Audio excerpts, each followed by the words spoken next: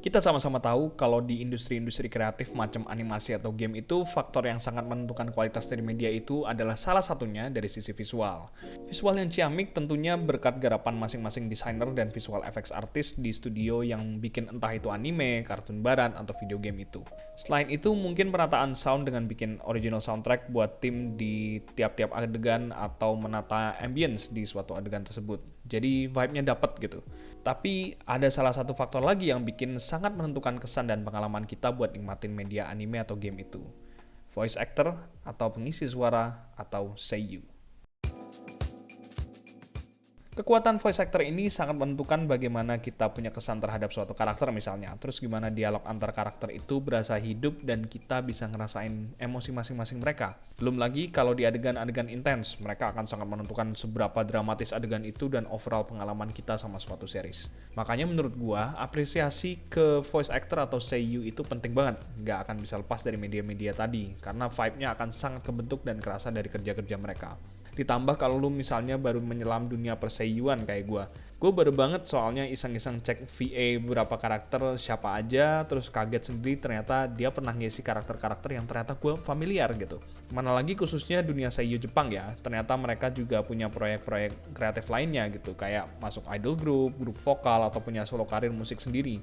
Gila sih, tapi buat gue experience ngedalamin VA ini sangat-sangat bikin gue makin mengapresiasi lagi effort dan skill mereka gitu. Nah, dari yang gue perhatiin dari VA itu punya spektrum skill yang beragam sebenarnya. Tapi kayaknya yang bisa sangat dibedakan adalah dengan 3 kelompok menurut gue. Ya sebenarnya nggak ada teorinya sih, cuman ya gue ngarang aja ini. Kelompok pertama itu yang range-nya super luas, dari karakter-karakter yang sangat berbeda, tapi ternyata diperankan oleh satu orang yang sama. Kelompok kedua itu yang suaranya sangat khas, tapi range mereka bisa kemana-mana meskipun bisa kelihatan itu diperanin sama siapa. Kelompok ketiga adalah yang suara super unik dan ikonik buat karakter itu yang nggak bisa di-replace gitu. Nah, kalau yang kelompok pertama ini biasanya buat VA yang beneran di awal gue nggak tahu ini suaranya siapa, begitu dilihat full cast-nya beneran yang bikin kaget dan nggak expect itu diperanin sama mereka yang ternyata udah pernah meranin karakter yang jauh banget bedanya dari yang gue lihat dan denger. Pengisi suaranya Anya Forger di Spy Family itu namanya Atsumi Tanezaki.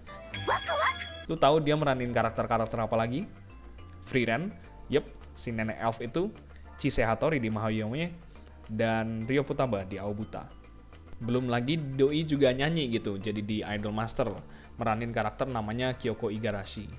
Ada juga Aoi Koga, dia populer meranin Komi yang diem-diem doang, walaupun dia bisa mainin suara-suara yang mencerminkan emosinya si Komi, which is a talent in itself.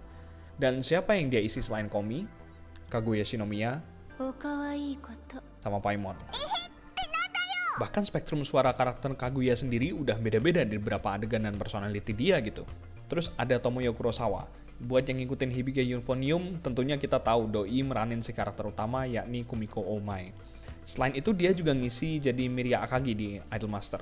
Tapi yang paling bikin gue kaget adalah bagaimana dia sangat bisa gitu ya, ngomong sesuai dialek dan logat yang khas banget buat Mitsumi Iwakura di Skip and Lover. Dan seberapa ekspresifnya Rebecca di Cyberpunk Edge Runners. Dan ini lagi yang paling bikin gue kaget, Ikumi Hasegawa. Gue kenal dia dari nonton 86 karena dia yang mainin Vladilena Milize. Dan gue sangat kaget pas tahu dia yang meranin Ikuyo kita di Bocchi the Rock.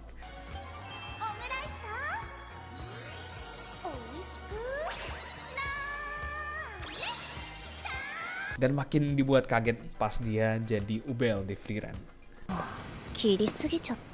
Dan Doi bisa nyanyi. Keren lagi suaranya. Gokil. Sebenarnya ya masih banyak lagi kalau yang masuk kategori ini, tapi itu kelompok pertama yang bikin serba kaget lah intinya. Nah, kalau yang kedua, mereka itu termasuk punya suara yang khas walaupun dengan range yang luas, tapi bisa ketebak gitu ketika dengar suara mereka kalau oh, itu mereka. Ini sangat bisa gua rasakan di beberapa seiyu. Ambillah contoh Ayane Sakura atau nickname-nya Ayaneru. Lu kalau familiar gimana suaranya Ochako Uraraka di My Hero Academia, mungkin akan bisa denger gimana aksen suara Ayaneru ini dari di berbagai karakter yang dia mainin lagi gitu. Bahkan yang range-nya beda sekalipun. Yang range-nya nggak jauh beda mungkin pas meranin Kokorone Awayuki gitu di VTuber Legend. Masih kedengeran kekhasan suaranya Ayaneru di situ. Tapi ketika geser dikit ke range yang jauh banget gitu, kayak pas dia jadi Yae Miko di Genshin Impact dan Fiona Frost di Spy Family, gokil sih. Meskipun gaya suaranya masih kedengeran, tapi range-nya luar biasa luas, dari yang sangat tinggi, high pitch, sampai yang lower pitch. Nah, kalau seiyu cowok, gue bisa denger ini utamanya di Mamoru Miyano. Miyanon ini range-nya luas, kayak gimana dia bisa pakai suara yang agak berat ketika mainin Okabe Rintaro di Steins Gate. Terus dia harus ke tone yang agak ganteng gitu ya, pas jadi Osamu Dazai di Bungo Stray Dogs atau Taichi Mishima di Chihaya Furu. Cuman sekali familiar, bakal mudah ketebak kalau itu si Mamoru Miyano yang mainin. Especially ketika dia sepertinya akan memainkan peran bapak kandungnya Aqua dan Ruby di Oshinoko. Tentu masih banyak lagi sih seiyu-seiyu yang masuk ke kategori kedua ini. Terakhir adalah seiyu-seiyu yang sebenarnya suaranya sangat ikonik, tapi begitu main karakter lain malah kepikirannya ke karakter yang paling ikonik itu. Misal karena gue fans game Yakuza, tentunya sangat sulit buat gue denger Takaya Kuroda dan Hidenari Ugaki mainin karakter-karakter di luar Kazuma Kiryu atau Goro Majima. Pas gue denger Kuroda-san main jadi Masamichi Yaga di Jujutsu Kaisen atau bapaknya Nakano Kembar 5 di Gotobun, itu tetap gak bisa gue lepas itu image Kiryu di kepala gue. Atau pas gue denger suaranya Ugaki-san pas dia main jadi penjaga area camping di Yuru Camp, rasanya kayak ada kepengen tiba-tiba dia ngeluarin ketawa jahatnya Majima gitu.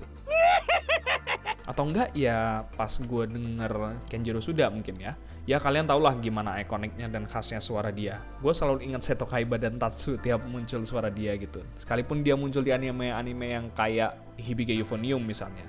Tapi bukan berarti itu hal yang jelek ya gitu. Itu hal yang bagus gitu. Cuman tentu jadi kayak aset tersendiri kalau punya suara yang khas banget. Tentunya dengan luasnya spektrum-spektrum suara voice actor tersebut bakal nambah gimana kesan kita pas nikmatin series atau game itu ya. Kita bisa makin ngerasain selain talenta dari VA-nya itu adalah ekspresi dan emosi yang dirasain karakter di adegan-adegan tertentu. To the point bahkan kita punya koneksi ke mereka gitu. Merasa relate gitu. Atau justru kita bisa makin dapat banget sifatnya dan vibe-nya si karakter ini kayak gimana. Kita mungkin bisa relate seberapa outgoing dan energetic Naruto misalnya berkat voice actingnya Junko Takeuchi, dapat sifat-sifat misterius dan darknya si Batman dari voice actingnya Kevin Conroy, atau bahkan karisma yang ditunjukin si Ezio Auditore dengan voice actingnya Roger Craig Smith. Cuman tentu, talenta mereka aja gak cukup. Perlu ada penata suara dan voice acting director yang bisa ngarahin mereka baiknya harus ngasih suara gimana, berekspresi gimana, dan lain-lain. Tapi dari gua mengenali dan mengapresiasi mereka, bagi gua ini jadi kayak semacam keseruan sendiri pas misalnya tahu range mereka seluas itu gitu. Bayangin aja, Roger Craig Smith yang mainin Ezio itu ternyata pernah meranin Sonic juga. Hey, there's no time to relax. Atau gimana Yoko Hikasa dari meranin Mio Akiyama, tahu-tahu main jadi Rias Gremory gitu kan. Jauh banget kan. Jadi ya intinya yang gitu sih, gue sangat mengapresiasi kerja-kerja pengisi suara dan tanpa mereka mungkin kita gak akan menikmati series atau franchise yang kita sekarang dengan enjoyment yang sama gitu. Jadi gak hanya visual yang bisa manjain kita, tapi gimana suara-suara karakter-karakter yang kita lihat itu bisa jadi hidup dan imersif gitu. This has been Zimmer, see you when I see you.